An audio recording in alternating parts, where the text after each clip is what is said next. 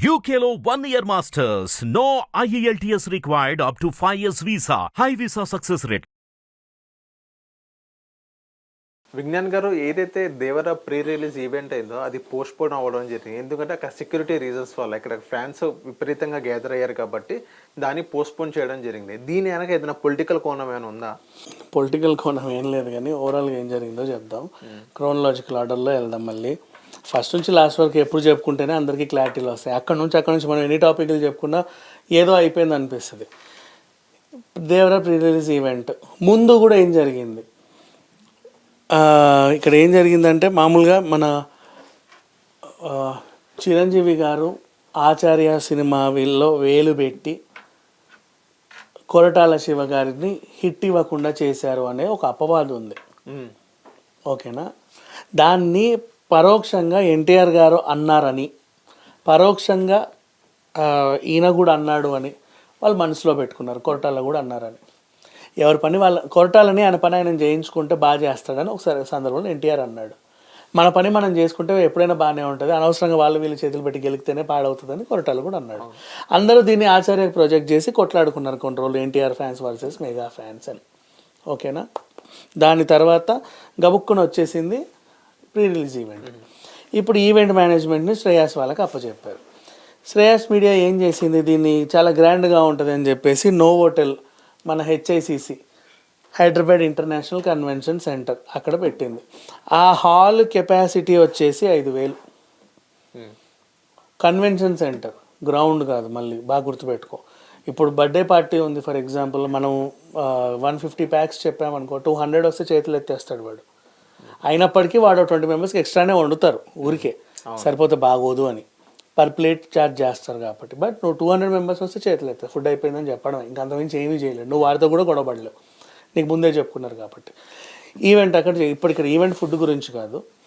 అక్కడ ఏంటి, నువ్వు కళ్యాణ మండపం వేసి ముందు రోజులో ఒక కుర్చీలు వేసి మీ చుట్టాలకి పట్టాలకి వేసుకొని అక్కడ దాకా పెంచుకుంటే 4,000 మంది పట్టవచ్చు. ఆ మండపం తీసేస్తే 5,000 మంది కూర్చోవచ్చు. మండపం తీయలేంగా. కానీ మనది ఏంటి, పెళ్లి మండపం అంత చిన్న మండపం కాదు, సినిమాది కాబట్టి కొంచెం పెద్దగానే వేసుకుంటాం. అయినప్పటికీ 4,000 సీటింగ్ సరిపోతుంది.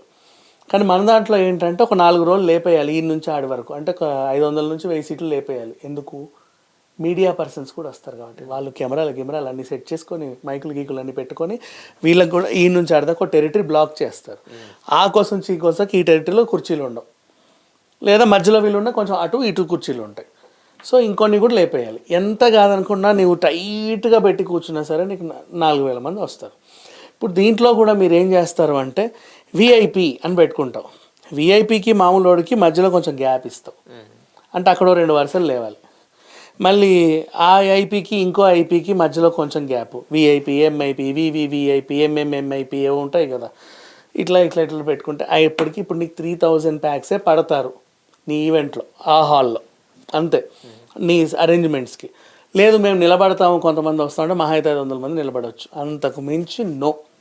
ఇప్పుడు ఏం జరిగింది, ఈవెంట్ పలానా టైంకి డేట్కి అనగానే ఎక్కడెక్కడ నుంచో వచ్చే వాళ్ళు ఎన్టీఆర్ అభిమానులు ఉంటారు కదా, 4 గంటలకల్లా వచ్చేసి ఉన్నారు. నేను ముందు కూర్చుంటా అని.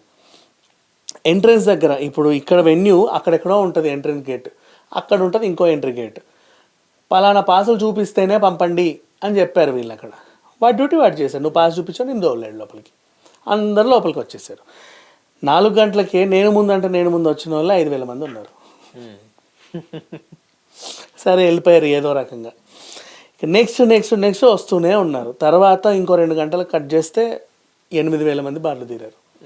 ఇంకా వస్తున్నారు. అంటే ఓవరాల్గా నువ్వు ఎన్ని పాసులు పంచావో మాకు తెలియదు, కానీ నీ వెన్యూ కెపాసిటీ ఎంత, మహా అయితే ఎంత చించుకున్న 5,000 కదా. నిన్ను 15,000 పాసులు 20,000 పాసులు ఎవడు పంచమన్నాడు?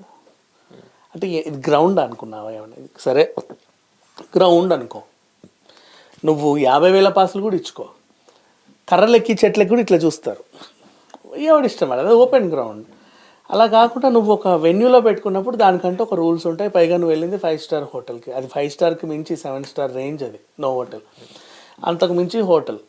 దానికి సంబంధించిన హైదరాబాద్ ఇంటర్నేషనల్ కన్వెన్షన్ సెంటర్, దానికంటూ కొన్ని రూల్స్ రెగ్యులేషన్స్ ఉంటాయి. సో ఇప్పుడు వాళ్ళు వచ్చారు మళ్ళీ, బాబు ఎవడయ్యా ఈవెంట్ ఆర్గనైజర్, రా నువ్వు కూర్చో, మేము ఇంతని చెప్పాము, ఇంతమందిని ఉంచండి, మిగతా మందిని పంపించండి. అరే సార్ అట్లా పంపడానికి కుదరదు, వీళ్ళందరూ అభిమానులు, అట్లయితే ఈవెంట్ చేయడానికి కుదరదు. Because we have our own rules, మేమేం చేయలేము దాన్ని. చూడండి సరే ఏదో రకం కావాలంటే డబ్బులు ఇస్తాం, డబ్బులతో కాదు పని ఇక్కడ, మాకంటూ కొన్ని ఉన్నాయి, ఆ కట్టుబాట్లకు తగ్గట్టు మేము వెళ్తాం. ఇప్పుడు ఇది ఎగ్జిబిషన్ అనుకో, ఫ్లోటింగ్ పార్కింగ్ ఇస్తాం, ఫ్లోటింగ్ క్రౌడ్ వస్తారు. ఫ్లోటింగ్ పార్కింగ్ ఏంటి, మినిమం 700 నీకు ఇచ్చిన 1200 ఫ్లోటింగ్ పార్కింగ్ ఇస్తా. ఇప్పుడు ఉన్నోడు పోతే మళ్ళీ ఇంకోటి వస్తాడు, వాడు పోతే ఇంకోటి వస్తాడు, ఇంకోటి వస్తాడు, ఫుట్ ఫాల్ వస్తా పోతా ఉంటారు. కానీ నీదేంటి ఫిక్స్డ్ క్రౌడ్, ఫిక్స్డ్ పార్కింగ్ ఇవ్వాలి నేను. నీ 5000 మందిలో 5000 కార్లకు నేను ఎక్కడి నుంచి దేను? సరే ఆ మూలకి ఎక్కడో పార్కింగ్ ఇస్తాను, నువ్వు నడుచుకుంటూ రా, నీ ఇష్టం, నాదేం లేదు. అయినప్పటికీ అక్కడైనా సరే నేను ఇంతే ఇవ్వగలను, ఇంకా అంతంత నేను ఇవ్వలేను కదా. నువ్వు 50,000 మందిని పిలిచి మొత్తం దేశంలో ఉన్న వాళ్ళందరూ ఇక్కడే ఉంటారు, నువ్వు పార్కింగ్ ఇవ్వాలంటే ఎలా, ఫ్లోటింగ్ ఇవ్వాలంటే ఎలా, ఫిక్స్డ్ సీట్స్ కూడా ఇవ్వలేం. So the event is cancelled, we can't take it అని చెప్పేసి నీ పత్రాలు నువ్వు తీసుకో, నీ అడ్వాన్స్ నువ్వు తీసుకో, రేపు వచ్చి తర్వాత సంగతి మాట్లాడుకుందాం, సెటిల్ చేసుకుందాం అని వాళ్ళు చేతులు ఎత్తేసారు. ఇప్పుడు 8 అయితే కానీ ఇంకా త్రివిక్రము అండ్ అప్పుడే వాళ్ళు వస్తున్నారు. 9 గంటలకు ఎప్పుడో హీరో వచ్చి చేతులపై స్పీచ్ ఇచ్చి 11కో 12కో ఈవెంట్ అవుతుంది. 4 గంటలకు వచ్చిన వాళ్ళ పరిస్థితి ఏంటి? ఇప్పుడు ఆల్రెడీ 8 అంటే 4 గంటలు వెయిట్ చేశారు, పైగా ముందు వచ్చాడు.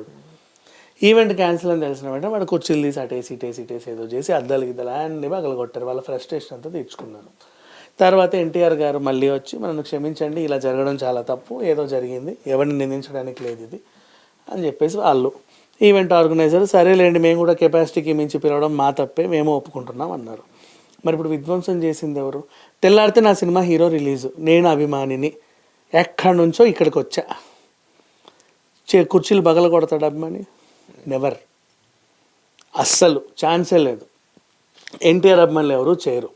సో అంతకుముందు ఎప్పుడైతే ఇది గొడవ స్టార్ట్ అయిందో వర్సెస్ అని, అక్కడి నుంచి వచ్చిన అలగా బ్యాచ్ ఇదంతా వచ్చి విధ్వంసం చేసి మొత్తం కుర్చీలు బల్లని ఇరగొట్టేసి ఎన్టీఆర్ ఫ్యాన్స్ మీద నెట్టేసి వెళ్ళారు. జై ఎన్టీఆర్ అంటావు, కానీ నువ్వు ఎన్టీఆర్ ఫ్యాన్వి కాదు, నువ్వు జై ఎన్టీఆర్ అన్నంత మాత్రాన. అర్థమైందా? అక్కడికి వచ్చి నీ వెన్యూని డిస్టర్బ్ చేయడమే, నీ ఈవెంట్ని డిస్టర్బ్ చేయడమే వాడి టార్గెట్. వాడు రావడం ఎన్టీఆర్ ముసుగులో వస్తాడు. అంటే డైహెడ్ ఫ్యాన్స్ వాళ్ళు కూడా ఇప్పుడు నా హీరోని చూడకుండా ఇలా చేశారు అన్నట్టుగా ఆ కోణంలో కూడా చూడొచ్చు. ఏ కోణంలోనూ ఏ అభిమాని అలా చేయడు. ఓకే, ఏ అభిమాని అలా చేయడు. వాళ్ళ స్టార్ హీరో గౌరవాన్ని పెంచడానికి అన్నదానాలు చేస్తారు, రక్తదానాలు చేస్తారు, మంచి పనులు చేస్తారు, కానీ హీరో తలదించుకునే పని ఏ అభిమాని చేయడు. చేసినప్పుడు వాడు అభిమాని కాదు. ఓకే, థియేటర్ల దగ్గర కూడా షో లేట్ అయినప్పుడు అద్దాలు పగల కొట్టే వాళ్ళు కూడా అభిమానులు కాదు. అండ్ ఆ సినిమా ఎట్లుందో చూసి వాడి మీద బురదలు జల్లడానికి వచ్చే వేరే వాళ్ళు ఉంటారు చూసావా, వాళ్ళు అల్లరి చేసేది. ఎందుకు వాళ్ళు అల్లరి చేస్తారంటే, ఎంత అల్లరి చేస్తే అంతకంత ఎన్టీఆర్ అభిమానులు కొట్టుకు చచ్చారు అంటారే తప్పితే, పలానా రావు గోపాలరావు ఇక్కడికి వచ్చేసి పలానా కృష్ణమూర్తిని కొట్టాడు, అది ఎన్టీఆర్కి సంబంధించిన ఈవెంట్ అని ఎవడు వండు. 100% ఎన్టీఆర్ అభిమానులు కొట్టుకు చచ్చారు, కుర్చీలు బల్లలు అన్నీ ఇరగొట్టేశారు, అద్దాలు పగలు కొట్టారు అంటారు. ఆ మచ్చ ఎన్టీఆర్కి రావడానికి కోసమే ఇలాంటి వాళ్ళు వస్తారు. ఇలాంటి వాళ్ళంతా పెయిడ్ బ్యాచ్. ఇన్ కేసు వీళ్ళు గొడవ చేసి రచ్చ చేసి జైలుకి వెళ్ళినా సరే వీళ్ళని డబ్బులు ఇచ్చి విడిపించే వాళ్ళు కూడా ఉంటారు. ఓకే, వాళ్ళ డ్యూటీ గొడవ చేయాలి వచ్చి. ఇక్కడ ఎన్టీఆర్ దేవర షూటింగ్లో జరిగిన రచ్చ ఇదే యాక్చువల్గా చెప్పాలి అంటే. దీనికి ఎన్టీఆర్ గారు సారీ చెప్పినప్పటికీ కూడా, అభిమానులు అర్థం చేసుకున్నప్పటికీ కూడా వాళ్ళకి తెలుసు ఎవడు ఏం చేస్తున్నాడు అనేది. వాళ్ళు చూసే కొత్త వాళ్ళు, మీరు విజువల్స్ చూస్తే ఎవడో వచ్చి కుర్చీలు పగలగొడుతుంటే మిగతా వాళ్ళు చెప్పే ప్రయత్నం చేయట్లా. ఎందుకు చెప్పట్లేదు అంటే, వాడు ఎవడో కొత్తగా చూస్తున్నారు వీళ్ళు. మరి వీళ్ళు ఏ రాష్ట్రపు అభిమానులు, ఏ దేశపు అభిమానులు అని వదిలేశారు వాళ్ళు. అంతే, అది జరిగింది. థ్యాంక్ యూ విజ్ఞాన్ గారు.